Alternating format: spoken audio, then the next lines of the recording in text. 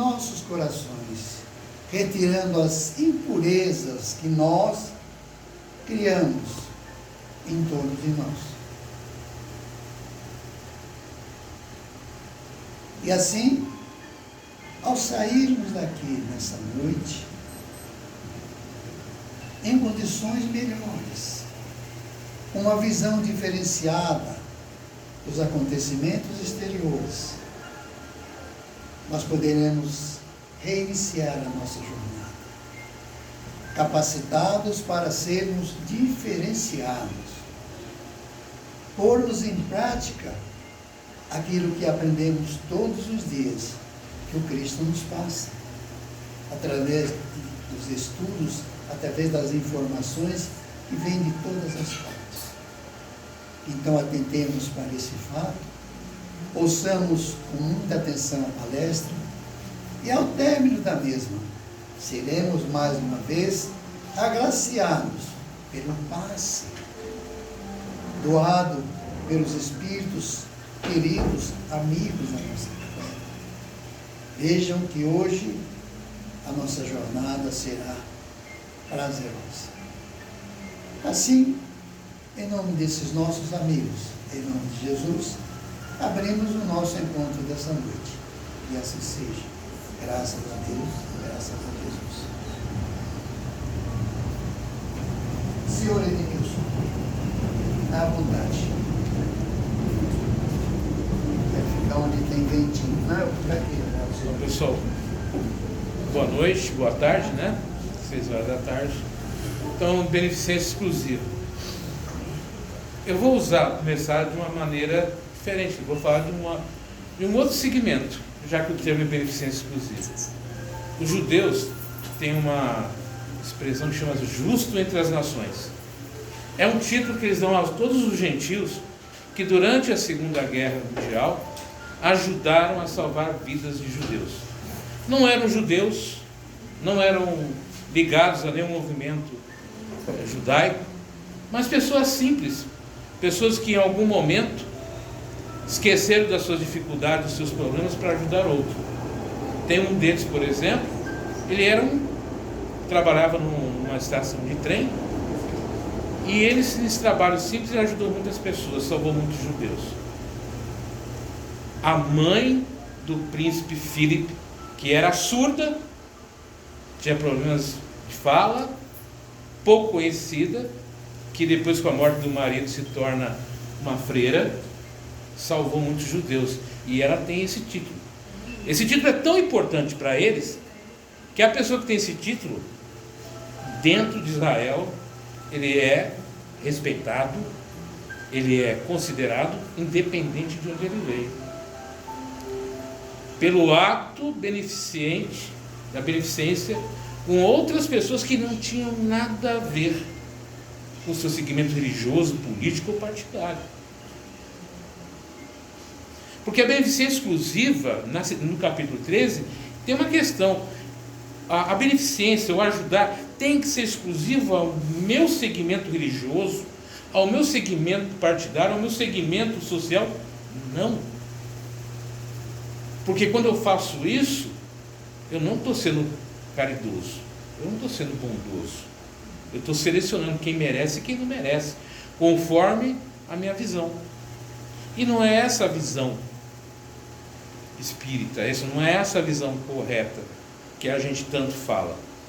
E o espiritismo, ele surge nesse movimento de beneficência, de auxílio, de ajuda, sempre de maneira muito discreta, mas sempre muito efetiva. Vou falar um outro nome que talvez vocês vão se espantar, talvez. Anália Franco. Não estou falando do shopping Anália Franco. Shopping rico, lindo, né? Uma coisa maravilhosa. Mas essa mulher no final do século XIX, que foi expulsa de casa, que era escritora, que era literata, escrevia poesia, fazia tanta coisa, ela sozinha. Em vida, ela fundou 23 orfanatos, vários centros de ajuda e de auxílio a mulheres, fora outras tantas coisas que ela fez. E alguém sabe disso? E ela não fez porque você é católico, e era de uma família católica. Ela só ajudava, não aparecia. Porque o ato de ajudar o outro, o ato de ser bom, ser caridoso, é um esforço muito interno, pessoal, de se tornar uma pessoa melhor. Nós não nascemos caridosos. Nós não nascemos bondosos. A gente aprende, a gente se esforça, a gente faz o máximo para chegar a esse estado de poder ajudar o outro sem esperar gratidão. Porque no capítulo 3 também tem a parte de gratidão, a parte dos órfãos, tudo isso. Então é um esforço. E nesse caminhar para se tornar uma pessoa caridosa, beneficente, ajudar os outros, a gente vai cometer muitos equívocos, muitos erros, achando que está agindo certo. Então é uma forma também de a gente ser caridoso, de ser beneficente, é não criticar aquele que erra, mesmo tentando ajudar. Ou que ajuda mesmo de uma maneira equivocada. Porque ele não vai aprender. Porque a gente tem aquele ditado, né? O que a mão direita faz, que a esquerda não sabe. Né? Conforme você vai aprendendo, você vai evoluindo, você vai entendendo algumas coisas na sua vida, você vai deixando de agir de certas maneiras, de certa forma. Né? Muitas vezes, você, para dizer que você é bom, você dá uma cesta básica para alguém, tira uma foto, você vai na casa da pessoa e filma, porque você quer mostrar para o outro que você está fazendo alguma coisa boa. Na cabeça dessa pessoa, ele está fazendo alguma coisa. Então a gente pode criticar, a gente pode falar que é errado, que é equivocado, mas e nós que criticamos esses que fazem isso, mas não fazemos nada? Aquilo que eu faço eu não mostro, mas você está fazendo alguma coisa? Você está fazendo mesmo? Ou só está criticando alguém que faz, se aproveitando do erro dele? Então são várias reflexões que a gente tem que fazer sobre essa beneficência. A casa espírita, todas as casas espíritas, elas surgem pela necessidade daqueles que estão frequentando de ajudar o próximo. Não há divulgação, não há propaganda, há um esforço constante. Mas há momentos, algumas circunstâncias que nós precisamos dizer, olha, eu preciso de ajuda para ajudar os outros. Quando a gente chega aqui e fala, olha, nós temos uma cesta básica aqui na frente, se alguém precisar, pode procurar. Eu não estou expondo ninguém, mas eu estou falando, eu faço alguma coisa também. Agora, se eu cair naquele negócio, eu não vou falar, eu não vou dizer e também não fazer, qual que é o pior? Olha só como a gente leva um pequeno trecho só de um livro tão grande, leva a gente para reflexões tão profundas. Agora, o que eu não posso é, quando eu tenho consciência, ciência do que é certo e errado, continuar agindo de maneira errada. Quando eu não sei e faço errado, eu tenho, né, o beneplácito, o benefício da ignorância. Eu não sabia que era assim que fazia, então eu vou me corrigir. Agora, quando eu sei e continuo fazendo para explorar o outro, para crescer para o outro, para dizer que eu sou bonzinho, que eu sou legal, que eu sou gentil, né, que eu ajudo todo mundo, na hora que a gente volta para a espiritualidade, a coisa fica séria. E sabe por que as pessoas têm tanto medo do espiritismo? Porque a gente tem medo de encarar a nossa consciência. Porque no momento que eu falar assim, realmente existe a encarnação, o mundo espiritual, e eu lembrar as coisas que eu faço, as atitudes que eu tenho, o comportamento que eu tenho, a gente fica com medo. E aí, na hora que chegar e descobrir que o santinho aqui, o legalzinho aqui, não fazia nada, não ajudava ninguém, mas criticava todo mundo. Era o primeiro a apontar o dedo, você está fazendo isso, mas e você está fazendo o quê? É a nossa consciência perante a Deus que vai. Você tem 3 para ele. Exatamente. Então a gente precisa entender o seguinte: o benefício, a beneficência, a ajuda, e a gente fala muito nisso, né? O que faz o espírita Reconhecer o Espírito é o seu esforço para se tornar melhor. E eu me forçar a ser caridoso, porque caridade, como eu falei, a gente não nasce caridoso, a gente se esforça, até que um dia isso se torne algo natural.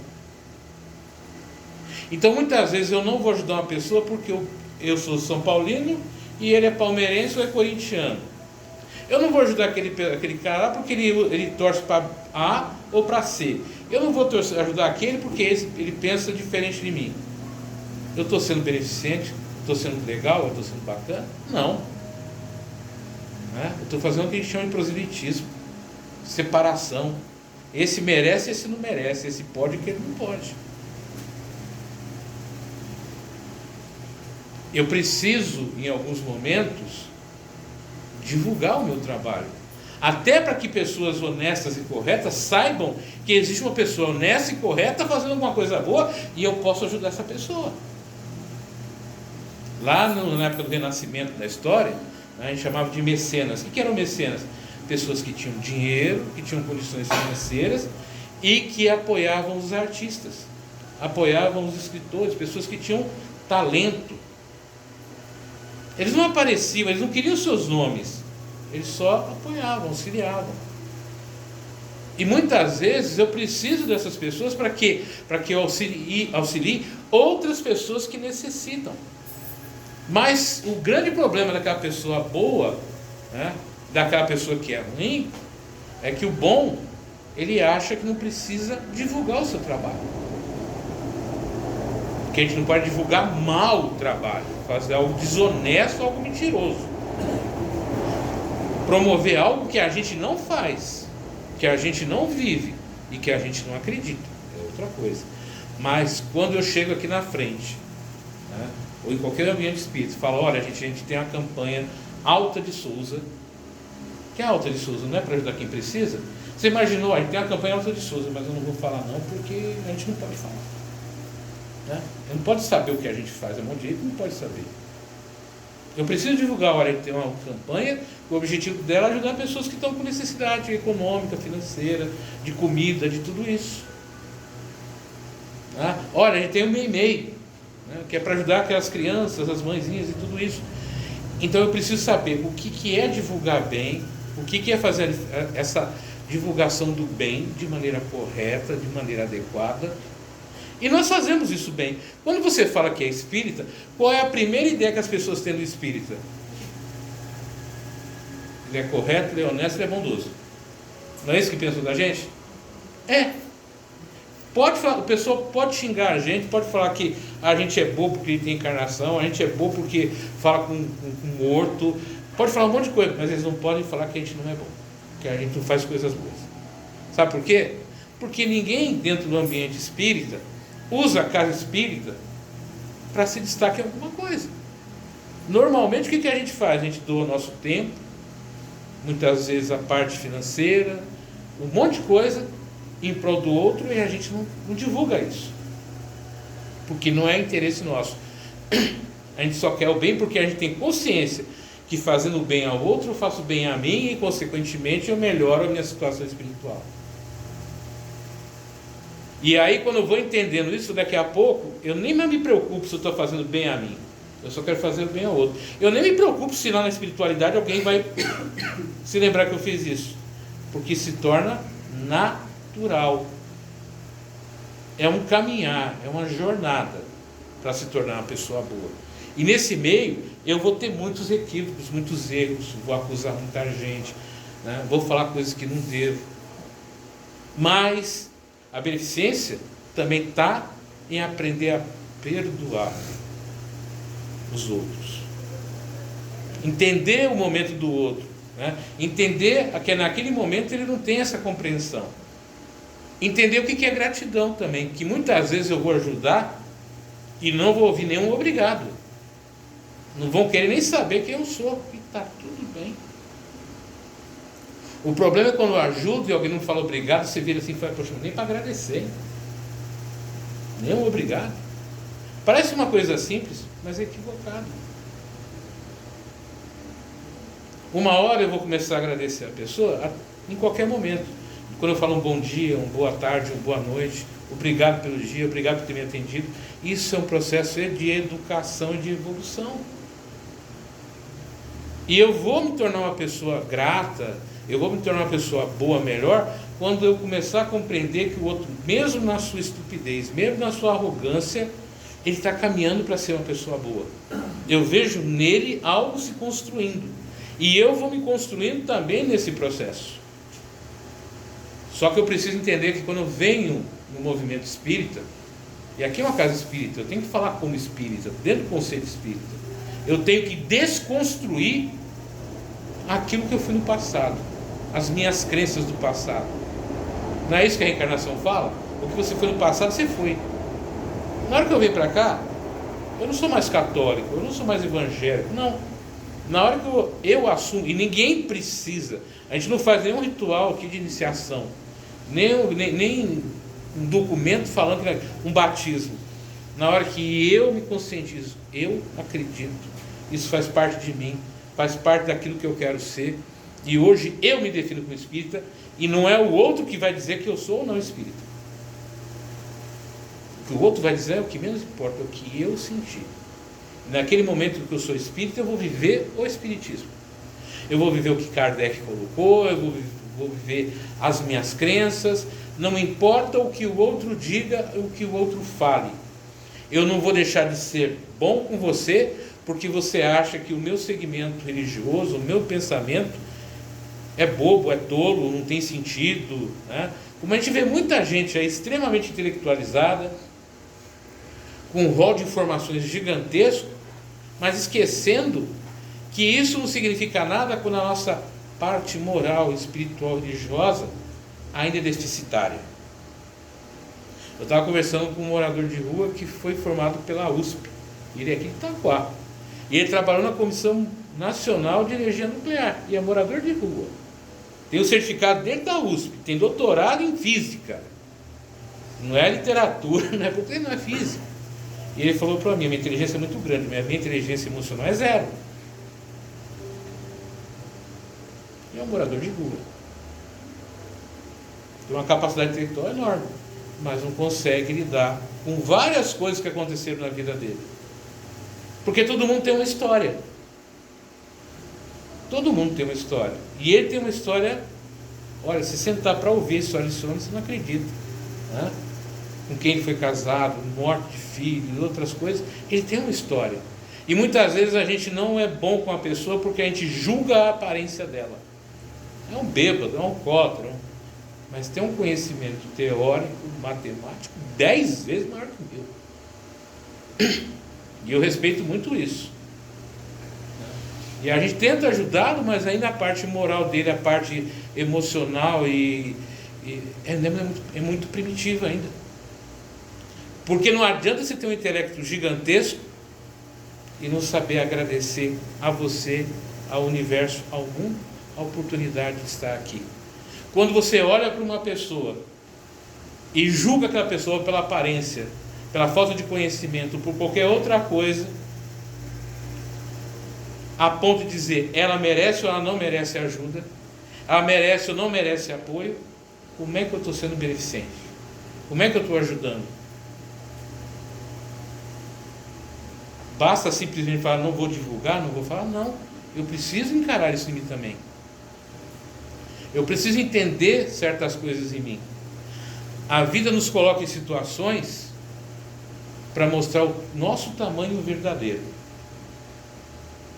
E muitas vezes a gente vai errar, vai se equivocar, vai xingar, vai bradejar, vai fazer um monte de coisa.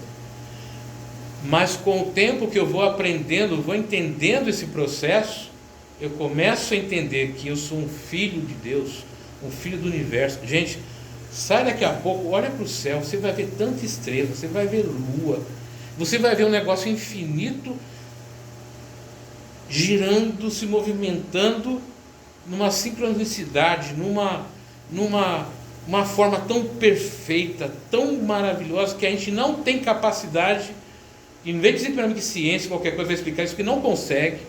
Como é que esses elementos, esses corpos celestes tão gigantescos e pesados ficam na sua órbita, estacionados, girando, se não tiver uma inteligência, uma causa superior muito maior. E aí eu vou dizer que eu tenho conhecimento suficiente para explicar isso? Eu não. O que eu faço na minha mediocridade intelectual? Eu só admiro e agradeço por ter a oportunidade de ver isso. Eu não quero entender por que está daquele jeito, porque eu não vou entender. Eu não tenho conhecimento, eu não tenho capacidade de entender por que o universo é infinito. Aliás, o que é infinito? Já para entender o que é infinito? Tem como a gente definir o que é infinito? Será que nada tem fim? De fato. Ou se fim é o início novamente das coisas? Não tem. Como é que eu posso dizer que é algo infinito? Não, algo é muito longe e que é difícil da gente chegar. Eu não consigo chegar, num ser humano, nesse corpo físico, na tecnologia que a gente tem aqui, a gente não chega em Plutão vivo. Então você imagina chegar em Alfa Centauro, chegar em Capela, a gente não vai chegar. Então já é infinito porque eu não vou chegar vivo ali. Isso eu não sou reencarnacionista, não acredito na vida após a morte, nem nada disso. Então, ou seja, o infinito para mim é aquilo que eu não enxergo. E isso também tem a ver com essa parte da beneficência. É quando eu começo a acreditar que só eu sei julgar quem merece e quem não merece, quem pode e quem não pode. Eu começo a colocar nas minhas mãos o poder de Deus, como se eu fosse Deus. Então eu decido o que é certo e o que é errado. Eu estava falando agora há pouco com o senhor Luiz, né? Daqui 100, 200, 300 anos, tudo isso que a gente está discutindo aqui, com a evolução, com o crescimento e tudo, vai ser uma coisa tão infantil. Eles falaram, não, em 2021, 2023, eles pensavam assim? Porque hoje, em 2023, se você pegar uma pessoa que nasceu no século XVII, você vai falar, nossa, eles pensavam isso? Você imagina daqui 1000 anos. Mas no momento, a nossa capacidade, a nossa intelectualidade, a nossa forma de ver o mundo é essa. E começar a entender que a melhor forma para a gente evoluir, por incrível que pareça, não é só ler livros, estudar muito. É aprender a ser bom. Bom com você, bom com os outros, bom no meio social que você vive, aprender a não ficar julgando o outro pelo que ele pensa, age, como ele é, não a conviver. O dia que a gente aprender a conviver, a respeitar o outro, esse processo de transição planetária vai mudar na mesma hora. Porque na hora que eu sou bom com os outros, por ser bom, que eu ajudo o outro por ajudar, que eu não julgo o outro pelo aquilo que ele tem, por aquilo que ele aparenta, não. Eu perdi isso não faz mais parte de mim. Olha só o quanto que a gente vai ter evoluído. E isso não vai ser porque a gente tem equipamentos que saem da Terra, que, né? Uma vez uma pessoa falou assim, foguete não dá ré. Foguete dá ré, vocês sabiam disso? Vocês sabiam que foguete dá ré? Os foguetes hoje que levam os satélites, que vão até lá, eles retornam e estacionam. Né? Eles não explodem mais o espaço. Não sei se vocês sabiam disso. Ele volta. E para em cima da plataforma, em cima da água, certinho. Para ser aproveitado em outras e outras. Então, portanto, aquilo que dizia, foguete não dá ré, foguete dá ré. Volta e volta legalzinho, para ser aproveitado várias e várias vezes. Então tem coisas que hoje a gente julga como certo, que serão erradas, e coisas que a gente julga como erradas, que serão certas, coisas que são certas e continuarão certas, coisas que são erradas e continuarão erradas, porque isso faz parte do processo evolutivo.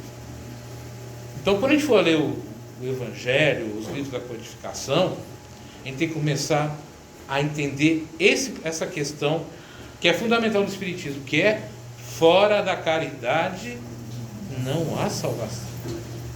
Não importa o que você faça. Isso é bem claro por Kardec. Isso é bem claro dentro do movimento espírita. Se você não aprender a ser caridoso, você não evoluirá da forma que precisa. Você vai evoluir, mas muito lentamente. Né? Agora, na hora que eu entender esse mandamento, que é só isso. E tem na Bíblia também, agora não vou me lembrar a passagem, e que diz assim, como é que o ser humano pode fazer para vencer as suas deficiências morais?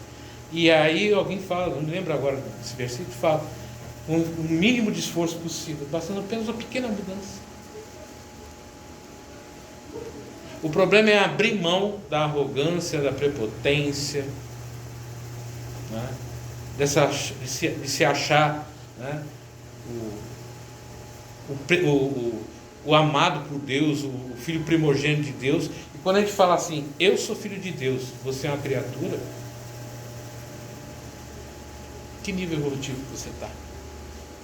De repente a criatura é mais filho de Deus do que você. Porque na hora que você tiver uma necessidade de algum problema, ele não vai querer nem pensar que você falou dele. Ele vai lá, ele vai te ajudar, vai levantar, vai embora, não vai te pedir nada. Isso, tem aquela parte do o pessoal desfaz do ateu, né? Hã? Tem muito ateu que agrada mais a Deus do que... Tem muito ateu muito mais religioso do que muito religioso. Aliás, as casas religiosas tem muita gente, né? Eu tenho um palestrante chamado professor Gretz, que tem o cabelo meio colorido, tudo, ele fala o seguinte, ele conta que quando ele era novo, aqui no interior de São Paulo, ele era muito pobre, então ele ia para a igreja, então a mãe dele que fazia? Tingia a roupa, quem seria mais velho sabe disso, né? Colocava naquele negócio, só que a roupa encolhia. Aí quando chegava na igreja assim, tinha sempre uma dizer, ó, tingiu a roupa. Né? Aí ele fala, o diabo também frequenta a igreja e senta do teu lado. Né? Então a gente precisa aprender isso daí, né? Nossa atitude não é reparar no... Gente, se a roupa dele está curta, em vez de falar que está curta, por que você não vai lá e arruma uma roupa melhor para ele? Se você tem condição para isso, dá e não fala nada, só ajuda, não fica criticando. Você imagina, quem conhece daquela época sabe disso. A gente não tinha facilidade de comprar roupa, não era tão barata, e aqueles pozinhos de tingir, todas as casas tinham. Pozinho Guarani. Exatamente, né? Jogava no tamborzão, jogava no tamborzão a roupa lá e coloria, porque a gente não tinha condições. Hoje, manchou, joga fora. Hoje não, naquela época não era assim. Então olha só como a gente evoluiu, como a gente cresceu. Então, em vez de ficar criticando o outro, falar que a manga dele encolheu, por que você não dá uma camisa para ele? Por que você não auxilia de alguma forma? A ação vale muito mais do que as suas palavras vazias. Haja, faça o melhor, faça o bem ao outro. Até que hora que é assim? 18h30. Então já está quase acabando. Então, era isso que eu queria trazer para vocês, essa reflexão, né?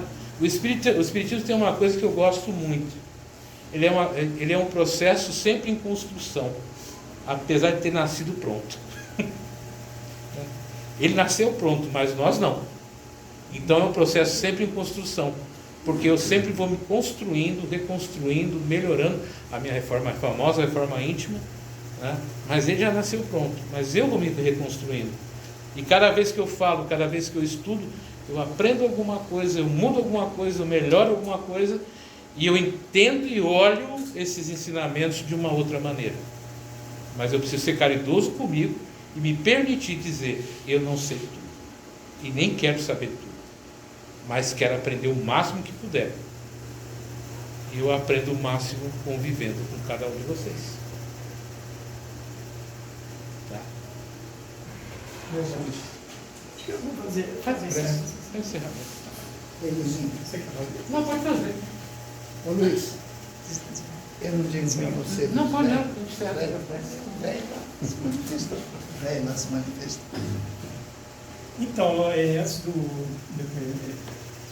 está falando em aprender a ser bom, eu cheguei aqui hoje, deparei com uma cena aqui nas plantas. Tinha 2 gatinhos, bem colhidinhos ali nas plantas. Não sei se colocaram ali ou ele veio da rua. Os gatinhos estão aí fora. É um casalzinho, filhote. E se alguém estiver disposto a adotá-los, é só falar comigo, porque senão na segunda ou terça eu vou levar ali na casa de ração e pôr na gaiolinha, a gente só paga a ração para eles. Se alguém estiver interessado, os gatinhos estão aqui. E só que era bom que ficasse com os